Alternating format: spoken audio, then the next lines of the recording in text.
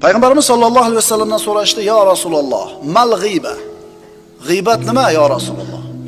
Rasul aytdilar: "Qala zikruka ahaka bima yakrahu."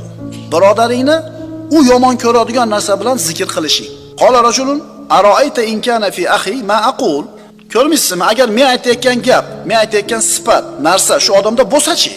Qol in kana fihi ma taqul laqad igtabtahu. Agar sen aytayotgan narsa u odamda bor bo'lsa, tahqiq g'iybat qilding. Va in lam yakun fihi ma taqul faqat bahattahu. Agar sen aytayotgan narsa unda yo'q bo'lsa, unga bo'xton qilding. Palonchi oshnam semiz dedingiz, palonchi oshnam arvoq. O'zi shunaqa haqiqatan, lekin eshitib xafa bo'ladimi? Demak, shu g'iybat bo'ladi. Bo'xton nima? Bo'xton yo'q narsani aytishlik o'sha odam haqida. Hujjat dalilsiz, asossiz bir narsani nima qilishlik? Unga nisbat qilishlik.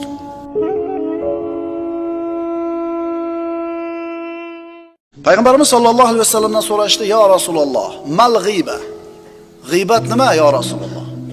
Rasul aytdilar: "Qala zikruka ahaka bima yakrahu." Birodaringni u yomon ko'radigan narsa bilan zikr qilishing. Qala rajulun aroayta in kana fi akhi ma aqul.